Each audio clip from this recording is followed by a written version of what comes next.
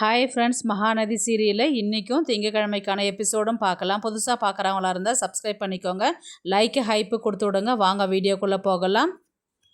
நேற்றுக்கு எபிசோடு எதில் முடிச்சிருப்பாங்கன்றது பார்த்தீங்கன்னா, காவேரியும் சாரதாவும் விஜயுடைய வீட்டுக்கு வந்திருப்பாங்க. அப்படியே எபிசோடு முடிச்சிருப்பாங்க. இன்றைக்கும் அதுலேருந்து கண்டினியூ பண்ணுவாங்க.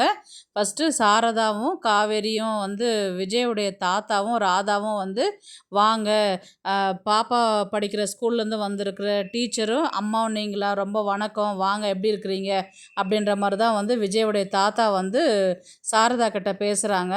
நல்லா இருக்கிறோம், நீங்கள் எப்படி இருக்கிறீங்க அப்படின்ற மாதிரி தான் சாரதா பேசுவாங்க. அதுக்கப்புறம் பார்த்திங்கன்னா பேசிவிட்டு வீட்டை சுற்றி பார்க்கும்போது விஜயுடைய பாட்டிக்கு ஃபோட்டோவில் மாலை போட்டு வச்சுருப்பாங்க. உடனே அங்கே தான் போவாங்க. இவங்க தம்பியுடைய பாட்டி 2 வருஷத்துக்கு முன்னாடி இறந்துட்டாங்கன்னு சொல்லிட்டு தம்பி சொன்னார்.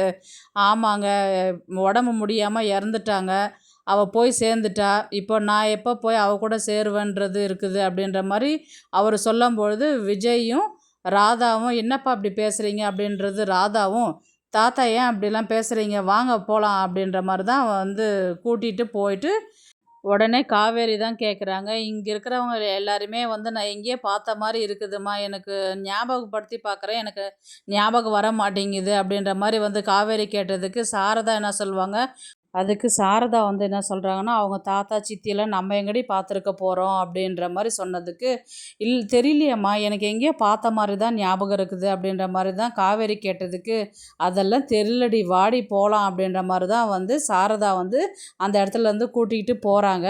உடனே பாப்பா பார்த்திங்கன்னா, வாங்க மிஸ், வீடெல்லாம் சுற்றி பார்க்கலாம் அப்படின்ற மாதிரி தான் காவேரியும் சாரதா பாட்டி வாங்க போகலாம் அப்படின்னு 2 பேருமே கூட்டிக்கிட்டு மேலே போகிறாங்க.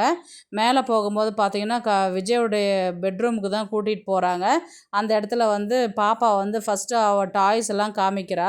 இந்த இடத்துல தான் நான் படிப்பேன், இந்த இடத்துல ஹோம்ஒர்க் எல்லாம் எழுதுவேன் அப்படின்றத சொல்லின்னு இருக்கிறேன். அதுக்கப்புறம் பார்த்திங்கன்னா காவேரியுடைய திங்ஸ் எல்லாம் ஒரு கபோர்டில் வச்சுருப்பாங்க. அதை ஓப்பன் பண்ணி காமிப்பா பாப்பா, இதெல்லாம் எங்கள் அம்மாவுடைய திங்ஸு அப்படின்ற மாதிரி அவ சொன்ன உடனே சாரதா கொஞ்சம் ஃபீல் பண்ணுவாங்க. காவேரியும் அதை பார்த்துட்டு ரொம்ப ஃபீல் பண்ணுவாங்க. அதில் ஷூஸு, ஸ்கேன் ரிப்போர்ட்டு, சாரீஸ் எல்லாமே அங்கே இருக்கும்.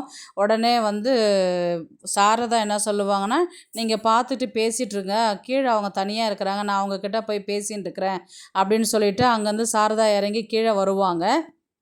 உடனே காவேரி விஜயை பார்த்து கேட்பாங்க, ஏங்க இவங்க திங்ஸ் எல்லாம் நீங்கள் வச்சுருக்கிறீங்க, எடுத்து போட்டுடலாம் இல்லையா அப்படின்ற மாதிரி காவேரி கேட்டதுக்கு விஜய் மனசுக்குள்ளே என்ன நினைப்பாருன்னா, இதெல்லாம் உன்னுடைய திங்ஸுடி, நீ இந்த வீட்டில் வாழ வேண்டியவ அப்படின்ற மாதிரி அவர் மனசுக்குள்ளே சொல்லிட்டு இருக்கிறத ஏங்க உங்களை தான் கேட்குறேன் அப்படின்ற மாதிரி தான் காவேரி கேட்பாங்க.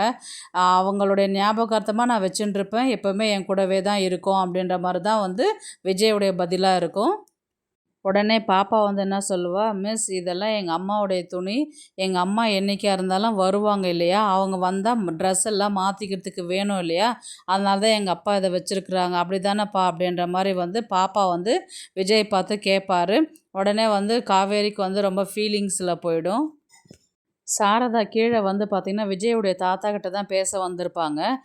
விஜயுடைய தாத்தா என்ன சொல்லுவாங்கன்னா, விஜயுடைய தாத்தா என் பேரனும் என் குடும்பமுன்றது நான் ஒரு சுயநலமாக இருந்துட்டேன், இப்போது எனக்கு உன்னை பார்க்கும்போது எனக்கு அது குற்ற உணர்ச்சியாக தோணுது சாரதா, என்னை மன்னிச்சிரு அப்படின்ற மாதிரி தான் இவர் விஜயுடைய தாத்தா கையெடுத்து கும்பிடுவார். அதுக்கப்புறம் சாரதா என்ன சொல்லுவாங்கன்னா, அதெல்லாம் வேண்டாங்க, கையை இறக்குங்க, நீங்கள் வயசில் பெரியவங்க, நீங்களாம் அது மாதிரிலாம் செய்யக்கூடாது, விடுங்க, முடிஞ்சு போனதாகவே இருக்கட்டும் அப்படின்ற மாதிரி தான் சாரதா சொல்லுவாங்க. உடனே ராதா என்ன சொல்லுவாங்கன்னா, பசுபதியால் தான் பிரச்சனையாக இருந்ததுனால தான் விஜயும் பாப்பாவும் சேஃபாக இருக்கணுன்ற ஒரு நல்ல எண்ணத்தினால தான் அங்கேருந்து கூட்டிகிட்டு போயிட்டோமே தவிர்த்து காவேரியும் விஜயும் ஒன்று சேர்ந்து வாழவே கூடாதுன்னு நாங்கள் நினச்சது கிடையாது, நீங்கள் சூழ்நிலையை புரிஞ்சுப்பீங்கன்றதை நான் நினைக்கிறேன் அப்படின்ற மாதிரி ராதா சாரதா கிட்ட சொல்லுவாங்க.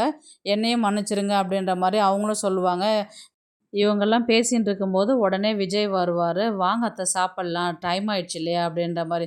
காவேரியும் பாப்பாவும் எங்கேன்னு கேட்டதுக்கு, அவங்க டைனிங் டேபிளில் உட்கார வச்சுட்டு வந்திருக்கிறேன், வாங்க சாப்பிட போகலாம் அப்படின்ற மாதிரி தான் சாரதாவை கூட்டிகிட்டு போவார் விஜய். அதுக்கப்புறம் போயிட்டு உள்ள உட்காந்த உடனே பார்த்தீங்கன்னா, உடனே அன்பரசு தான் வராரு. உடனே என்ன ஒரே சத்தமாக இருக்குது, ஒரே சிரிப்பு சத்தமாக இருக்குது, நீங்கள் சிரிக்கிறது தெரு வரலையும் கேட்குது அப்படின்ற மாதிரி வந்து நக்கலாக சொல்லுவாங்க. உடனே வந்து நீங்கள் தான் பாப்பாவுடைய கிளாஸ் மிஸ்ஸா அப்படின்ற மாதிரி சொல்லிட்டு 2 பேருக்குமே வணக்கம் சொல்லிவிட்டு அந்த இடத்துல வந்து உட்காருவார். இவர் பேசுகிறது வந்து விஜய்க்கு, விஜயோடைய தாத்தா, ராதாக்கு யாருக்குமே பிடிக்காது. இருந்தாலும் அக்செப்ட் பண்ணிக்கிட்டு உட்காண்ட்ருப்பாங்க. அதுக்கப்புறம் வந்து பார்த்திங்கன்னா, சரி சாப்பிட்லாம், ஃபஸ்ட்டு ஸ்வீட்லேருந்து ஸ்டார்ட் பண்ணலாம் அப்படின்ற மாதிரி தான் விஜய் வந்து சொல்லுவாங்க. அன்பரசு உடனே சொல்லுவார், நீ ஏன் பரிமாறுற, ராதா கிட்ட கூட பரிமாறுவாங்க அப்படின்ற மாதிரி சொன்னதுக்கு அவர் விஜய் என்ன சொல்லுவார்னா, சித்தி நீங்கள் உட்காருங்க நான் பார்த்துக்கிறேன் அப்படின்ற மாதிரி தான் வந்து விஜய் தான் வந்து பரிமாறுவார். ஃபஸ்ட்டு வந்து ஸ்வீட்லேருந்து ஆரம்பிக்கலான்னு சொல்லிட்டு சுயம் தான் கொண்டு வந்து வைப்பாங்க. ஆல்ரெடி வந்து காவேரிக்கு அது பிடிச்சிருக்கோம் இல்லைங்களா, அதை தான் ஃபஸ்ட்டு வச்சுருப்பாங்க. இது எனக்கு ரொம்ப பிடிக்கும் இந்த ஸ்வீட்டு அப்படின்ற மாதிரி தான் வந்து காவேரி சொல்லுவாங்க. விஜய் வந்து இன்னொன்று வச்சுருக்கிறீங்களா அப்படின்ற மாதிரி கேட்டதுக்கு வைங்க சாப்பிட்றேன் அப்படின்ற மாதிரி தான் வந்து காவேரி சொல்லுவாங்க. அடுத்தது வந்து பார்த்திங்கன்னா டிஃபன்லாம் வச்சுட்டு அதுக்கப்புறம் நான்வெஜ்ஜு, மீன், சிக்கன் எல்லாமே வச்சுட்டு எல்லாருமே சாப்பிட்டுருப்பாங்க. சாப்பாடெலாம் செம்ம சூப்பராக இருக்குது, ரொம்ப டேஸ்டியாகவே இருக்குது, நிறைய ஐட்டம்ஸ் பண்ணியிருக்கிறீங்க, உங்கள் குக்கு நல்லாவே பண்ணியிருக்கிறாங்க அப்படின்ற மாதிரி தான் வந்து காவேரி சொல்லுவாங்க. உடனே பாப்பா என்ன சொல்லுவான்னா, மிஸ் இதெல்லாம் வந்து செல்வி ஆண்டி பண்ணலை, அப்பா தான் பண்ணார் எல்லாமே அப்படின்ற மாதிரி தான் சொல்லுவாள் பாப்பா. அப்படியே இன்றைக்கான எபிசோடு வந்து முடிப்பாங்க. நாளைக்கு வந்து பார்த்திங்கன்னா சாரதா வந்து விஜயை தான் கூப்பிட்டு பேசுகிறாங்க. பார்த்தீங்கன்னா மாப்பிள்ளை நாளைக்கு வந்து காவேரிக்கு பர்த்டே அப்படின்ற மாதிரி சொன்னதுக்கு, அது எனக்கு தெரியாதுங்களா அத்தை அப்படின்ற மாதிரி தான் வந்து சாரதா வந்து சொல்லுவாங்க. அதான் நீங்களும் பாப்பாவும் நாளைக்கு வீட்டுக்கு வாங்க, கங்காவும் யமுனாக்குமே இன்ஃபார்ம் பண்ணியிருக்கிறேன், அவங்களும் வீட்டுக்கு வரேன்னு சொல்லியிருக்கிறாங்க, நீங்களும் வாங்க அப்படின்ற மாதிரி வந்து சொல்லும்போது, கண்டிப்பாக வராத இருப்பேனா, கண்டிப்பாக நான் வரேன் நான் அப்படின்ற மாதிரி தான் வந்து விஜய் வந்து சொல்லுவார். அடுத்தது வந்து பார்த்திங்கன்னா காவேரி வந்து வீட்டுக்கு கிளம்பி வர மாதிரி காமிப்பாங்க. அப்படி இல்லைன்னா லேட் ஆகிற மாதிரி இருந்துச்சுன்னா காவேரி வந்து விஜய் வீட்டிலே தங்குற மாதிரி கதையை கொண்டு போவாங்க. இது 2த்தில் எதனா ஒன்று நாளைக்கு நடக்கும். அதுக்கப்புறம் வந்து பார்த்திங்கன்னா காவேரி தான் வந்து சாரதா கிட்டே பேசுவாங்க. என்னன்னு பேசுவாங்கன்றது பார்த்திங்கன்னா, அம்மா இங்கே இருக்கிறவங்கள எல்லாருமே வந்து எங்கேயோ பார்த்த மாதிரி இருக்குது, ரொம்ப நாள் பழகின மாதிரி ஒரு ஃபீலிங் இருக்குது, ஆனால் நான் அவங்ககிட்ட கேட்டால் நீ எல்லாத்தையும் மறந்து போயிட்டுருப்பேன்னு ஏதாவது ஒன்று சொல்லி சமாளிக்கிற, ஆனால் ரொம்ப நாள் பழகின மாதிரி ஒரு முகமாக இருக்குது எல்லாருதுமே எனக்கு அப்படின்ற மாதிரி தான் வந்து காவேரி வந்து சொல்லுவாங்க. அதுக்கு சாரதா வந்து என்ன சொல்லுவாங்கன்னா, என்னடி எப்போ பார்த்தாலும் இதே தான் சொல்கிற, ஆனால் கேட்டால் எனக்கு ஞாபகம் வரலன்ற, எனக்கு எப்படி தெரியும் உனக்கு இதெல்லாம் பழகினது பேசுனதெல்லாம் அப்படின்ற மாதிரி தான் வந்து சாரதா வந்து சொல்லுவாங்க. அது என்னவோ தெரியலம்மா, எனக்கு என்னவோ இவங்க எல்லாருமே பார்க்கும்போது ரொம்ப நாள் பழகின மாதிரி தான் ஒரு முகமாக இருக்குது, ஆனால் எங்கன்றது தான் யோசிச்சு பார்க்குறேன், சுத்தமாக ஞாபகமே வர மாட்டேங்குது எனக்கு அப்படின்ற மாதிரி தான் வந்து சாரதா வந்து சொல்லுவாங்க. அடுத்தது வந்து பார்த்திங்கன்னா காவேரி என்ன சொல்லுவாங்க, நாளைக்கு உனக்கு பிறந்த நாள் இல்லையாடி, நாளைக்கு லீவ் போட்டு வீட்டில் தான் இரேன் அப்படின்ற மாதிரி தான் வந்து சொல்லுவாங்க. ஏம்மா லீவெல்லாம் போட சொல்கிற, சும்மா பிறந்த நாள் தான், நம்ம இதுக்கு போய் எதுக்கு லீவ் போட சொல்கிற அப்படின்ற மாதிரி வந்து காவேரி கேட்பாங்க. இல்லடி யமுனாவும் கங்காவும் வராங்க உன் பிறந்த நாளுக்கு அப்படின்னு. ஐயோ எதுக்குமா அவங்களெல்லாம் வர சொல்லி சொல்கிறேன், நான் என்ன அவ்வளோ கிராண்டாவாக கொண்டாடுறேன், நான் என்ன சின்ன பிள்ளையா அப்படின்ற மாதிரி தான் வந்து காவேரி கேட்பாங்க. எனக்கு நீங்கள் சின்ன பசங்க தானடி, அதனால் என்ன அவங்களும் உன்னை பார்க்கணுன்னாங்க, ரொம்ப நாள் ஆச்சுல வந்து போகிறதுக்கு, சரி இது ஒரு சாக்காக இருக்கட்டும்னு தான் நானும் வர சொல்லி சொன்னேன் நான் அப்படின்ற மாதிரி தான் வந்து சொல்லுவாங்க. சரி அப்போ வரட்டும், பாப்பாலாம் வருவா, விளையாடலாம், ஜாலியாக இருக்கும் அப்படின்ற மாதிரி தான் வந்து காவேரி வந்து சாரதா கிட்ட சொல்லுவாங்க. அப்புறம் அந்த தம்பியும் வர சொல்லியிருக்கிறேன்டி பிறந்த நாளுக்கு அப்படின்னு. ஏம்மா உனக்கு அறிவே இல்லையா, நம்ம ஃபேமிலி இல்லை, அவங்கள ஏம்மா நீ போய் வர சொல்லி சொல்கிறேன்னு. இல்லடி பாப்பா இருக்கிறா இல்லடி, அவளும் வந்தானா இவங்ககிட்டலாம் விளையாடுவா, அவள் வயசில் இன்னொரு நமக்கு கங்கா பொண்ணு இருக்கிறாள், அவகிட்ட விளையாடுவா, அவள் யாரும் இல்லாத தனியாக தானே இருக்கிறா அப்படின்னு சொல்லும் போது காவேரி வந்து கொஞ்சம் யோசிப்பாங்க. சரி இப்போது அதுக்கு பாப்பா மட்டும் வர வச்சா பத்தாதா, நீ எதுக்கு அவரை வேற வர சொல்கிற நீ அப்படின்ற மாதிரி தான் வந்து சொல்லுவாங்க.